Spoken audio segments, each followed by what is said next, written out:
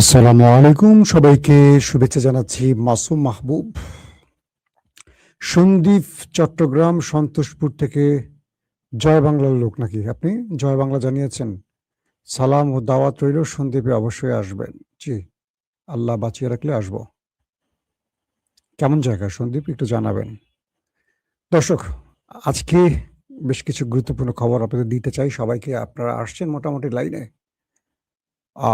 শাওন কুড়িগ্রাম থেকে দেখছেন, পাবনা রূপপুর থেকে দেখছেন এক ভাই, জাভেদ ফ্রম সুইজারল্যান্ড, ময়মনসিংহ থেকে আশরাফুল, সিঙ্গাপুর থেকে দেখছেন এক ভাই। নামটা লিখবেন, আপনাদের ইউটিউব নামটা একটু পেঁচানো থাকে, বড় থাকে। আব্দুল কাদের ধামরাই থেকে দেখছেন, সৌদি আরব থেকে দেখছেন কে, মিনহাজ। ওকে দর্শক, আমি আজকে ভেবেছিলাম যে সংবাদটা একটু পরে আসবো বা একটু আগে আসবো, কিন্তু এই সময়টা হঠাৎ করে আসছে। কিছু গুরুত্বপূর্ণ খবর আছে। মার্কিন যুক্তরাষ্ট্রের একটি ড্রোন হরমুজে গিয়েছিল গোয়েন্দা নজরদারি করতে, ইরানের অবস্থা জানার জন্য। কিন্তু দুঃখজনক হলেও সত্য, ড্রোনটি আর ফেরত যায়নি। কি হয়েছে ড্রোনটার ভাগ্যে? পাশাপাশি ইরান রিভার্স ইঞ্জিনিয়ারিং এর মাধ্যমে আমেরিকাকে টাসকি লাগিয়ে দিচ্ছে। মানে পুরো আমেরিকাকে এমন একটা বড় রকম ফাঁদে ফেলছে ইরান তার নতুন রিভার্স ইঞ্জিনিয়ারিং এ, যেটা আমেরিকা নিজেই হতবাক। আর সবচেয়ে বড় খবরটি হলো, আমেরিকা ইরানকে নিয়ে যে নতুন অ্যাডভেঞ্চারে যাচ্ছে, এটা নিয়ে নানান রকম প্রতিক্রিয়া আসছে। শেষ পর্যন্ত আমেরিকাকে বড় যুদ্ধে যাচ্ছে। চলুন আমি খবরগুলো আপনাদের একটা একটা করে দেবার চেষ্টা করছি। সবাই শুনতে পারছেন একদম ক্লিয়ার, তাই তো? মার্কিন যুক্তরাষ্ট্রের একটি ড্রোন হরমুজে এসছে, আসার পর ড্রোনটি আর ফেরত যায়নি। হরমুজে এইটি বেশ কিছু সময় অপেক্ষা করে ইরানের পুরো গতিবিধি লক্ষ্য করেছে, নোট করেছে বা ভিডিও ধারণ করেছে। এরপর ইরান সেটাকে সাসপেক্ট করেছে, শুট করে ফেলে দিয়েছে। বলা হচ্ছে ইরানের জলরাশিদের ঢোকার পর এটি আর তার গন্তব্য খুঁজে পায়নি, কারণ ইরান হয় এটাকে ধ্বংস করেছে অথবা তার দখলে নিয়ে গেছে। প্রশ্ন হলো, মার্কিন যুক্তরাষ্ট্রের ড্রোন ইরান কিভাবে ক্যাপচার করলো? ইরানের কাছে এমন কি প্রযুক্তি আসলো যে প্রযুক্তিগুলো ইরান এখন আমেরিকাকে একটার পর একটা সারপ্রাইজ হিসেবে ব্যবহার করছে?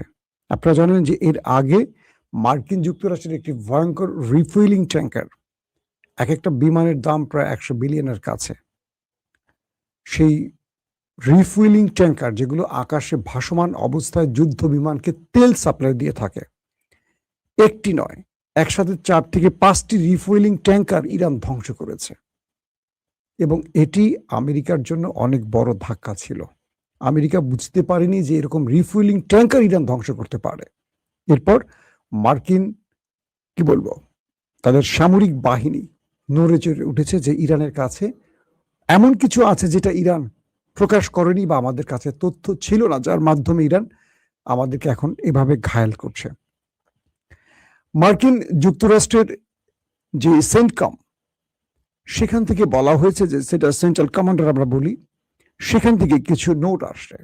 তারা বলছে ইরানের বিরুদ্ধে হরমুজে লড়াই চালাবার জন্য আমেরিকার প্রায় 100 যুদ্ধ বিমান আসছে, কয়েক ডজন ওয়ারশিপ আসছে, পাশাপাশি 15,000 সেনা লড়াই করবে এই অঞ্চলে। আমেরিকা বলছে মূলত হরমুজে আটকা পড়া যেসব জাহাজ দীর্ঘদিন এখানে পড়ে আছে, তাদের তীব্র খাদ্য সংকট সৃষ্টি হয়েছে। তারা খুব মানবেতর জীবনযাপন করছে। মূলত এই জাহাজগুলোকে এখান থেকে মুক্তি দিয়ে ফিরিয়ে নেয়ার জন্য আমেরিকা কাজ করছে। আমেরিকার এই কথাটা খুব সুন্দর, শুনতে ভালো লাগছে। মানবিক একটি কাজ ইরানের বিরুদ্ধে আমেরিকা করছে। অর্থাৎ ইরানের ভয়ে যেসব জাহাজ দীর্ঘদিন ধরে হরমুজের একটা পাশে আটকা পড়ে আছে, সেই জাহাজের নাবিকরা, ক্রুরা দীর্ঘদিন সাগরে পড়ে থাকায় খাদ্য সংকট সৃষ্টি হয়েছে। পরিবার থেকে তারা বিচ্যুত রয়েছে, তারা শারীরিক মানসিকভাবে অসুস্থ হয়ে পড়ছে। এদেরকে মুক্ত করতে মূলত 15,000 মার্কিন সেনা এই মুহূর্তে অপেক্ষা করছে ইরানের সাথে লড়াই করতে। 100 যুদ্ধ হেলিকপ্টার বা 100 যুদ্ধ বিমান বা বিমান যেটাকে আমরা বলি আছে, কয়েক ডজন ওয়ারশিপ আছে, আছে ডিস্ট্রয়ার। প্রশ্ন হলো, ইরান হরমুজ প্রণালী তো বন্ধ করেনি, বলছে টোল দিয়ে সবাই চলে যাও। কিন্তু হরমুজ প্রণালীর সামনে ব্লকেট তৈরি করেছে কারা? মার্কিন নেভাল, মার্কিন নেভি মূলত ইরানের সামনে ব্লকেট তৈরি করেছে। ইরান বলছে যে তোমরা যারা আসছো আমাকে টোল দিয়ে চলে যাও, কারণ পৃথিবীর সব দেশে টোল সিস্টেম আছে, একমাত্র ইরান এতদিন ধরে টোল নেয়নি। ইরান বলছে যে আমরা যে টোল নেইনি এত বছর ধরে, এজন্য কি তোমরা কৃতজ্ঞতা জানিয়েছ?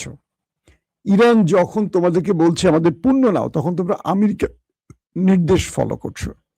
ইরান যখন একটা জেট বিমান তৈরিতে কোনো একটি তাদের কি বলবো একটা মেশিনের দরকার হয়, ইউরোপ তোমরা কি আমাদের একটা মেশিন দাও? দাও না। তোমরা ইরানকে আমেরিকার সুরে তুচ্ছ তাচ্ছিল্য করেছ। ইরানকে তোমরা এমন ভাবে ট্রিট করেছো যেন ইরানের মানুষ কোনো মানুষই না, সভ্য মানুষই না। তাই তো করেছো তোমরা এতদিন। আজকে তোমাদের মানবিকতা উপচে পড়ছে ইরানের জন্য। 40-50 বছর কি তোমাদের কোনো মানবিক অবস্থান ছিল? ফিলিস্তিনে যে মানুষগুলোকে মারা হলো, তাদের জন্য তোমরা কে কে কথা বলেছ? লক্ষ লক্ষ মানুষকে যে মারলো ওই কসাই, তোমরা কি তাদের পক্ষে দাঁড়িয়েছ? নাকি তোমরা আমেরিকা ইসরায়েলের পক্ষে দাঁড়িয়েছ? তোমরা অস্ত্র পাঠিয়েছ, তাদেরকে রসদ দিয়েছ, কিন্তু গাজার জন্য কি করেছ? আজকে তোমাদের মনে পড়ছে তোমরা মানবিক, মানে আমাদের মানবিক হওয়া উচিত তোমাদের সাথে। তো আমেরিকা এই মুহূর্তে ইরানের বিরুদ্ধে হরমুজে একটা বড় যুদ্ধের প্রস্তুতি নিয়ে আসছে, এবং এই যুদ্ধে আমেরিকা তার সব রকম প্রস্তুতি নিয়ে নেমেছে। এখন হরমুজে যে বিগ ম্যাচটা হবে, সেটা একদম সংক্ষেপে একটা বাক্যে বুঝিয়ে বলি। যদি হরমুজ থেকে মার্কিন নেভি এই জাহাজগুলোকে মুক্ত করে নিয়ে যায়, হরমুজ আমেরিকার দখলে চলে যাবে, আমেরিকার জয় হবে, ইরানের পরাজয় হবে। গেমটা কিন্তু সব এক জায়গায় আটকে গেছে। এখন ট্রাইব্রেকার 90 মিনিট খেলা হয়ে গেছে আর্জেন্টিনা এবং ব্রাজিলের, এখন চলছে ট্রাইব্রেকার। যে গোলটা দেবে সেই দল জিতে যাবে। ওকে, তাহলে এখন মেসিও আছে, নেইমারও আছে, আরো ধরেন কারা কারা এখন এই মুহূর্তে সেরা খেলোয়াড়, তারা সবাই আছে। ডোনাল্ড ট্রাম্প 90 মিনিটে ব্যর্থ হয়েছে, কিন্তু যেহেতু বিশ্বের ওয়ার্ল্ড অর্ডার আমেরিকার হাতে, ইরান যতগুলো গোল দিয়েছে বৈধ গোলগুলোকে তারা অবৈধ করে দিয়েছে। আমেরিকা গোল দিতে পারেনি, কিন্তু ইরান গোলগুলো দিয়েছে। ধরেন ইরান 3-4টা গোল দিয়েছে, কিন্তু রেফারি বলছে এগুলো অফসাইড হয়েছে। তো অফসাইড করে মোটামুটি খেলার ম্যাচে আমেরিকাকে বাঁচিয়ে রেখেছে ইরানকে অফসাইড গুলো দিয়ে, মানে অফসাইড, ইরানের গোলগুলোকে অফসাইড বলেছে। এখন ট্রাইব্রেকারে 5টা শুট হবে। এটা এখন হরমুজ প্রণালী। আমেরিকা ব্লকেট তৈরি করেছে, ইরান বিকল্প পথ তৈরি করেছে। এখন আমেরিকা দেখছে যে ব্লকেট দিয়ে ইরানকে কিচ্ছু করতে পারেনি। এখন তারা যুদ্ধ বিমান, ডিস্ট্রয়ার, ওয়ারশিপ, তারপর নেভি, তাদের এয়ারফোর্সের বিশাল বাহিনী নিয়ে আসছে, কমান্ডো নিয়ে আসছে, 15,000 যোদ্ধাকে তারা এখন নিয়ে আসছে এই অঞ্চলে ইরানের বিরুদ্ধে যুদ্ধ করতে। এখন যদি এই যুদ্ধে বা এই হরমুজের দখল আমেরিকার হাতে চলে যায়, ইরান এই লড়াইতে হেরে গেছে।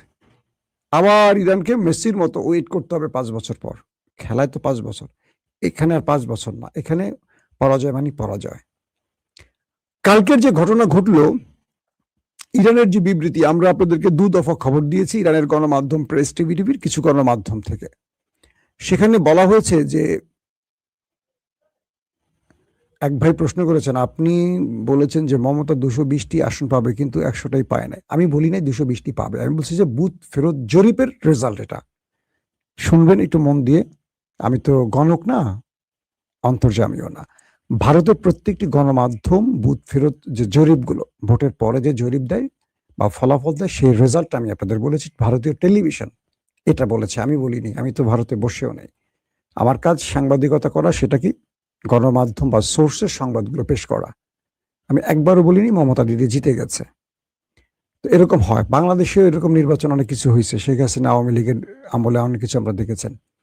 তো আবার দেখা যাচ্ছে যে ফলাফল এখন বলা হচ্ছে যে নরেন্দ্র মোদী যে ইলেকশনটা করেছেন, এটা অনেকটা শেখ হাসিনা স্টাইলে হয়েছে। অনেক কারণ আছে, এটা নিয়ে আমি একটা আলাদা এপিসোড করবো, সেখানে ডিটেলটা বলবো, এখন এটা নিয়ে আর কথা বলতে চাই না।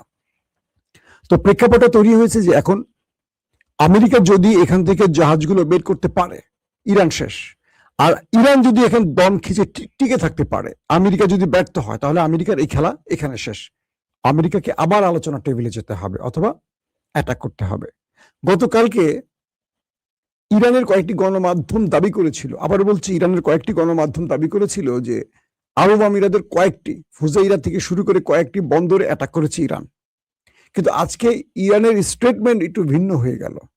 ইরান বলছে যে আমরা আরব আমিরাতে কোনো স্ট্রাইক চালাই নাই, তবে মার্কিন যে জাহাজগুলো তারা লোকেশন অফ করে দিয়ে রাডার বন্ধ করে লুকিয়ে হরমুজে ঢুকতে চেয়েছে, আমরা তাদেরকে অ্যাটাক করেছি, আমেরিকার উপর অ্যাটাক করেছি। এবং আমেরিকা যে দাবি করছে ইরানের 6টি ছোট বোট তারা ধ্বংস করেছে, ইরান বলছে যে এটা মিথ্যা কথা। প্রাইভেট, এগুলো ইরানের কোনো সামরিক বাহিনীর না, প্রাইভেট বা ব্যক্তিগত ছোট কিছু বোটকে আমেরিকা টার্গেট করেছে, এগুলো ইরানের সশস্ত্র বাহিনীর না বা ইরানের নেভির নয়। এটা আমেরিকা মিথ্যা বলেছে, ইরান বলছে। ইরান বলছে যে আমরা আমেরিকার ডিস্ট্রয়ারে অ্যাটাক করেছি, যুদ্ধ জাহাজে অ্যাটাক করেছি, এটা সত্য কথা, কিন্তু আরব আমিরাতে আমরা কোনো অ্যাটাক করিনি। তারা বলছে এই অ্যাটাকটা ফলস ফ্ল্যাগ হিসেবে আমেরিকা করেছে, আমেরিকার সেনারা করেছে। আমেরিকার সেনাদের মধ্যে যারা ইসরায়েল অংশটা আছে, অর্থাৎ যারা ইসরায়েলের পক্ষ অনুসরণ করে, তারা হয়তো কোনো ফলস ফ্ল্যাগ অপারেশন করেছে, অর্থাৎ ইরানের হয়ে তারা আরব আমিরাতে অ্যাটাক করবে এবং এটা প্রতিক্রিয়া ইসরায়েল আমেরিকার যুদ্ধে চলে আসবে। আমেরিকা প্রথম বলেছে ইরান তাদের কোনো ওয়ারশিপে অ্যাটাক করেনি, কালকের খবর। আজকে আমেরিকার স্টেটমেন্ট পরিবর্তন যে হ্যাঁ, ইরান আমাদের ওয়ারশিপে এবং বাণিজ্যিক এবং আমাদের কি বলবো সামরিক কার্গোতে হিট করেছে। তার মানে মার্কিন যুক্তরাষ্ট্র সকালে একটা, রাত একটা বললো, সকালে উঠে আরেকটা বললো।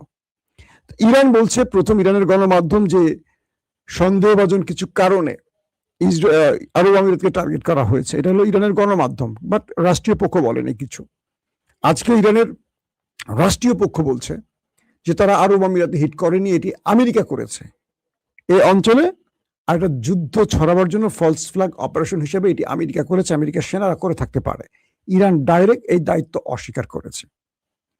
এবং আরব আমিরাত বলছে যে ইরানের বিরুদ্ধে তারা এখন বড় অপারেশনে যাবে। তারা বলছে যারা ইরানে হামলা করেছে তাদেরকে উচিত জবাব দেওয়ার জন্য আরব আমিরাত রাষ্ট্র হিসেবে সবচেয়ে বড় প্রতিক্রিয়া দেখাবে, যদিও এখনো আরব আমিরাত কোনো ব্যবস্থা নেয়নি।